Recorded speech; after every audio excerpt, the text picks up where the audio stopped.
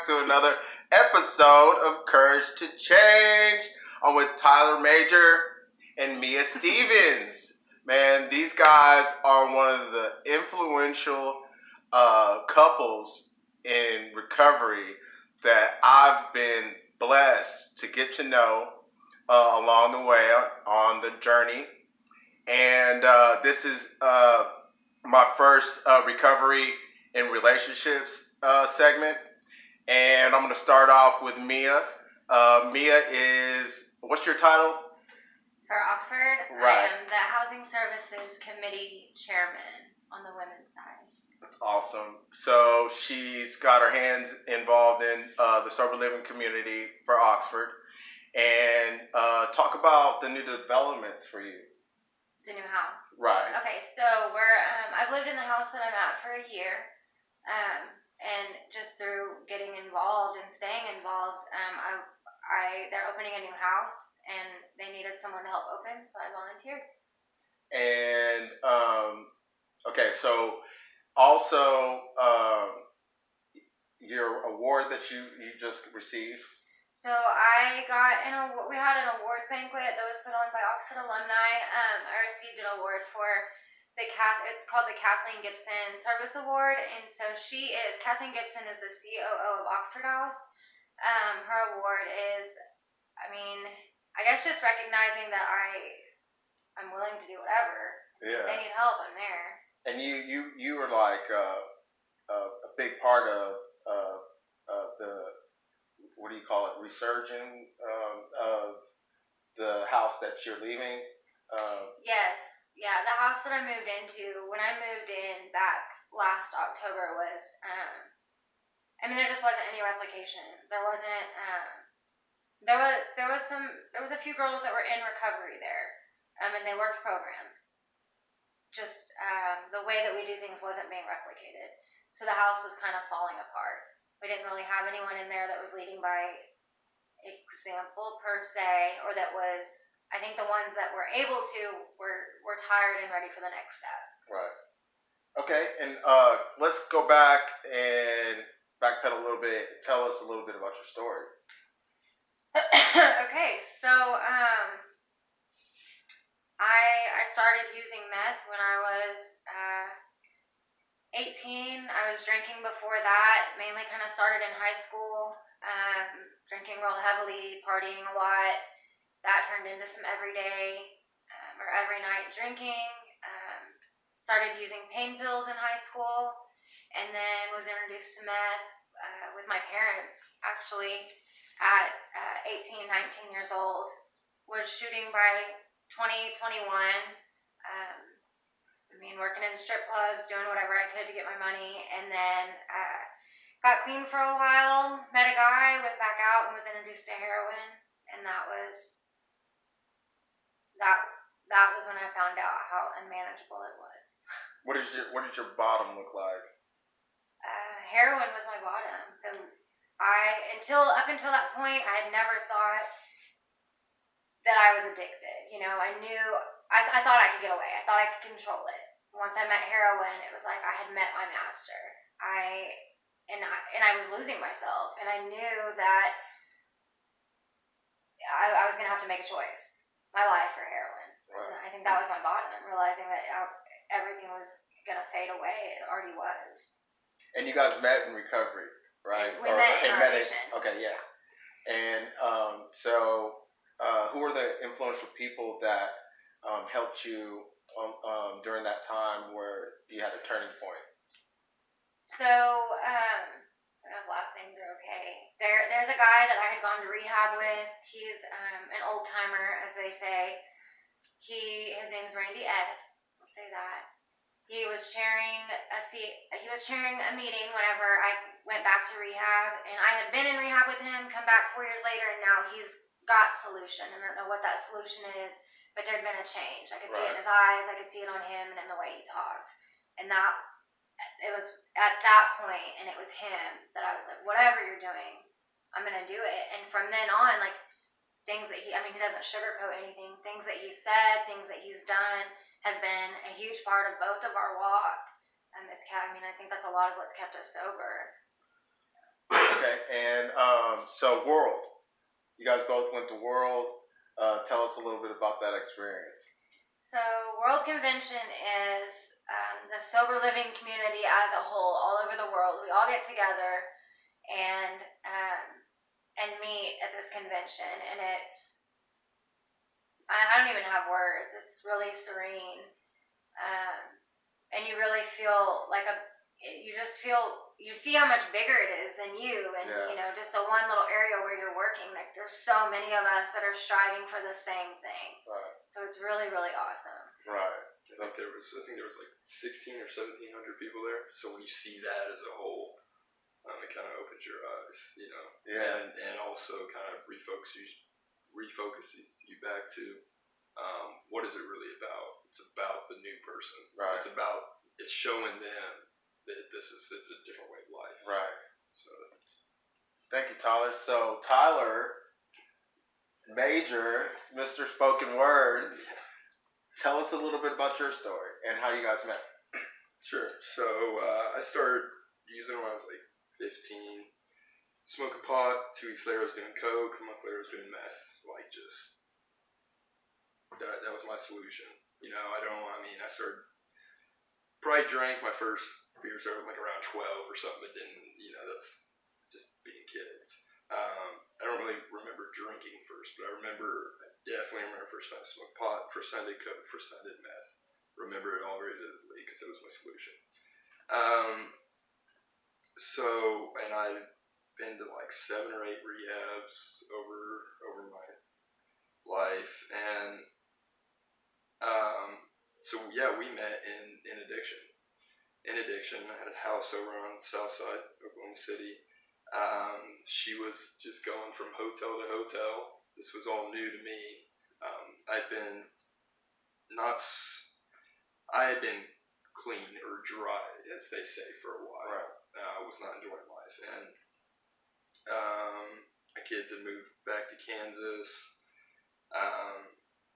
Anyway, so I had this house, right, and met her, and she was like going from hotel to hotel. I was like, I have the house, why don't you just come stay over here?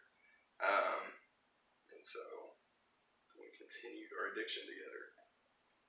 It changed though. Once we met, not that anything was better per se, Sure. but like I had lived the last 4 years, like you said, bouncing hotel to hotel, stealing cars, Right. riding around in stolen cars, stealing merchandise, stealing from my habit, every day. I move in with Tyler, my hotel hopping stops, which starts knocking off people that I've been hanging around with. I'm not having to use these people anymore. So I'm not saying anything got better. My life got safer. Right. I was still using, but I was in. It's just weird looking back, like how I slowly started to come out of that. But the first thing that happened was I got safe. Right. Okay, so you guys just reached a year of sobriety together. Yeah. So I have one more day. That's awesome. Okay, so when did you guys get to that point where you're like together, like you're like enough's enough? So it didn't. I'm taking this one. Yeah. It didn't happen together. We get in trouble. We get caught. We go to jail. I'm looking at prison. Like I have a manufacturing charge. I have a grand theft auto. I have multiple charges racked up. I'm on probation in multiple counties, and we knew like if we were to get caught, like I was done, and I was going away for a long time. Anyway, so it happens. We get caught, and I mean it's pretty set in both of our minds that like I'm gonna be away for a while. God intervened, I guess. I get on this pretrial bond. I get out. Go back to the house that we'd been staying at, straight trap house. I mean, bad. I go in and I had made up my mind on my jail stay that I was done. Like I was tired. I get out, go back to this house, and I can't do it. Like I can't be there. We fight that night. Fighting's not been a lot of our relationship. We fight that night. I wake up the next morning. I call my grandma. I don't even tell him until 10 minutes before I'm leaving. But I call my grandma and tell her to take me to rehab. And so then I wake him up and tell him, and he's like, well, I'll go to rehab. He gets up out of bed, like straight up out of bed, and is like, I'm going to Salvation Army. Turn of events that doesn't go that way. I go to rehab. He stays in his addiction for a little bit longer. I kind of keep trying to drag him through. And my first part of rehab, like I couldn't completely surrender because I couldn't let go of Tyler. Right. You know, there was a point when I broke up with him, I think for about 2 weeks. You know, told him that I needed to be clean and I needed him to be clean for us to be together. And that's just not where we were at. So we broke up for about 2 weeks. And in that 2 weeks, he decided to pick up his shit and get clean. Right. So that's awesome. So yeah, so obviously I wasn't quite ready. Like I remember when she was in jail, I remember waking up and one day, didn't happen very often, that I woke up, didn't go to sleep much, but so woke up, wasn't high, and I remember in tears because she's in jail, my daughter's, I'm not being a father, I'm living in this trap house. I tricked off a house that I was buying on the south side, and hitting the pipe and realizing after 15 years, like, oh, this is why I'm doing this, because it changes my state of mind. This might be a problem. And then when I was trying to get into an Oxford house, they said, okay, you come back tomorrow, but in 3 days you have to have a clean UA, something like that. So that meant I couldn't use that night, and I couldn't stop. And that was another time when I was like, this is. You would think after 15 years, but you always have that in the back of your head, like, if I really wanted to, I could stop. But so those were 2 instances when I was like, it really helped me reach my point. So I'd just like to say, like, she could not bring me to my bottom. I could not bring her to her bottom. Right. You know, and it had to happen separately. It was just God saw it appropriate to do it around the same time. Right. You know. So. Yeah. So, and that's the reason why I wanted to interview you guys because,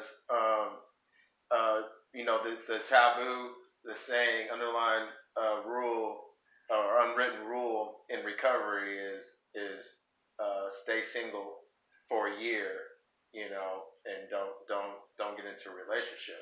But you guys got sober and still continued to have a healthy relationship, and just recently got engaged. And you allowed me, and thank you for allowing me to be a part of that. And it was such a precious moment, you know, for me, and to be able to share it with you guys was awesome. And you guys are showing me what a healthy relationship looks like. So thank you for that. absolutely. And so what's 2 to 3 years down the road, what's that look like for you guys? 2 to 3 years. So we've talked about recently. She does all the dishes. Yeah, absolutely, and cook every day. We've talked about, you know, him working and me going back to school. Awesome. And So what would you go to school for? Probably business management Okay. for now. I really have no idea. Okay. I kind of missed that whole period of finding out who I was, you know, that was about my addiction period, would have been about the time that I would have figured out what I wanted to do, and I kind of skipped over all that. So I really don't know, but it's cool that I have someone that's willing to support that. Yeah. So hopefully, I mean, by then probably married and have a house. It's weird to say that and mean it. Like that's really probably where it's gonna be. I mean, and he's already on the career path, really. So. Right. And do you have anything that stands out, like goals that you've set for yourself for like 2 to 3 years out? Personal goals, maybe? Sure. So like I do the spoken word thing. Right. On my goal list is definitely have something recorded that, you know, 6 months I want 5 things recorded is what I've told myself in the next 6 months. I mean, a big goal like that, it's kind of I'm at this point to where like we just got a year. I saved up for this ring, you know, for this, and now it's like, okay, that was a big one, and now it's like, okay, keep going. What's next? But as a couple, our goal is basically is the same. You have to both be kind of on the same path, and that's putting recovery first. Right. You know? Right. And that's what brings me to one of the principles in relationships that I think that promotes a healthy relationship is unity. So you guys have some unified ideals, and it works. I see you guys out here in the sober living community doing it together, and I think that's what is so what speaks volumes about how powerful the bond you guys have is, and that you found, and how it's led up to the engagement. And that's another reason why I couldn't wait to get you guys on the Courage to Change couch. Okay, so superheroes. If you're a superhero, what superhero would you be and why? Oh, I know you've already got one. Yeah, Wonder Woman. Oh my god. No, for real though, Doctor Strange. Yeah, I don't awesome. really know why, but I want to be able to see in the future. Right. Like, all that kind of mystic art stuff is kind of cool, and it's also almost like a little believable. Right. Maybe a little bit. So I think he's really powerful in movies and stuff, and like, so I like him. Yeah, that's awesome. And I like the cape. Yeah. I think Spider-Man, would that be one? Right. That'd be my superhero. I can relate to him. Okay. I always have really good intentions, but I can kind of cause havoc everywhere I go. Right. You know, in the midst of my good intentions. Be Spider-Man. That's awesome. Yeah. That's awesome. Okay, let's see. Philosophies. Do you have any philosophies within your relationship? Do you guys have any like rules that you say to each other, like we're gonna, that we stand by this?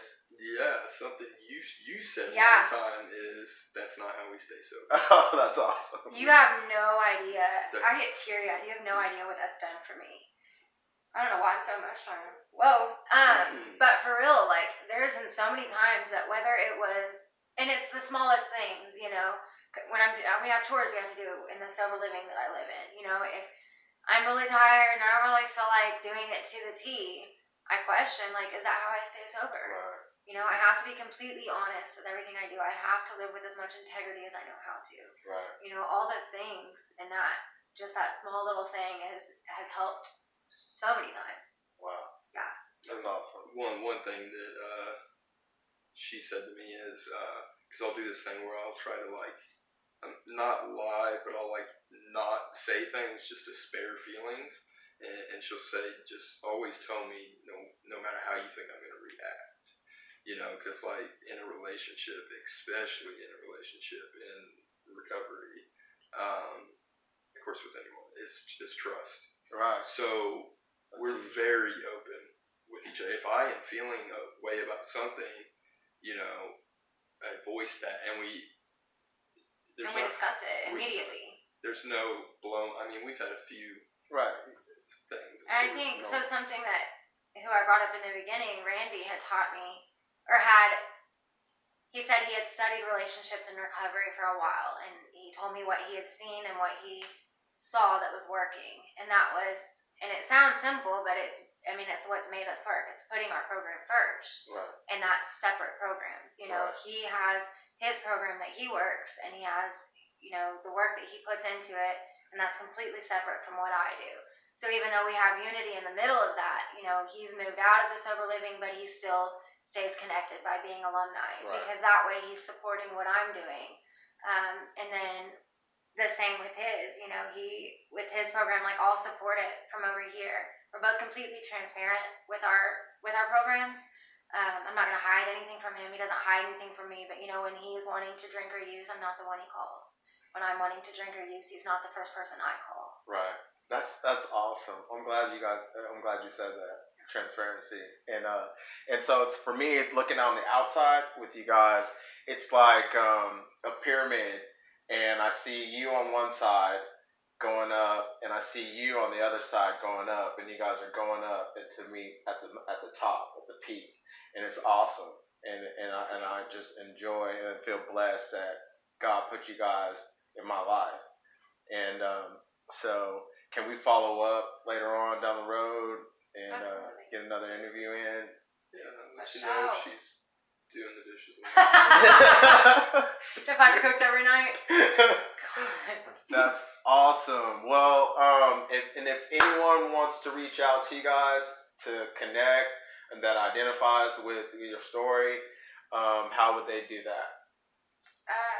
Facebook. Yeah. Facebook. Yeah, that's a good way. Tyler Major, Mia Stevens. And I did want to touch on one more thing really quick in case we have anyone that's in a relationship watching that's wanting to get sober. So you said a key thing in the beginning that it's suggested that you don't get into a relationship in the first year. And he actually mentioned it to me the other day when we were talking about something. For us, that wasn't the case. The person I had guiding me through this in the beginning didn't tell me not to get in a relationship. I was in a relationship, and if they would have told me to get out of it, I probably wouldn't have listened to any more suggestions. For me, it was, and for him, I think too, it was don't make any major changes in the first year unless it's something that's detrimental to you or your sobriety. Right. So I think that was, I'm allowed to make changes in that first year, or it's okay for me to if it's going to allow me to grow in any way. But anything that could be detrimental or that's not necessary, and so that worked for us. That's awesome. Yeah, and basically I wouldn't, like she said, no major changes. We came from addiction into recovery, and so it would have been a major change to end that. But for someone that is 2 months sober, going out and getting into a new relationship, I don't think it's hard. It's hard to focus on yourself. Right. It's hard to get to know yourself. You're trying to get to know everybody else. When you're worried about what the other person is doing, because of course you don't have trust. Of course you're gonna have trust issues. Right. So just get to know yourself a little bit first. It's awesome. Yeah. Well, thank you guys. Yeah. Thank you for your time, and thank you for doing life with me. Absolutely. So this ends another episode of Courage to Change. We're out. All right. Yeah. Yeah. I don't know. I'm just kidding.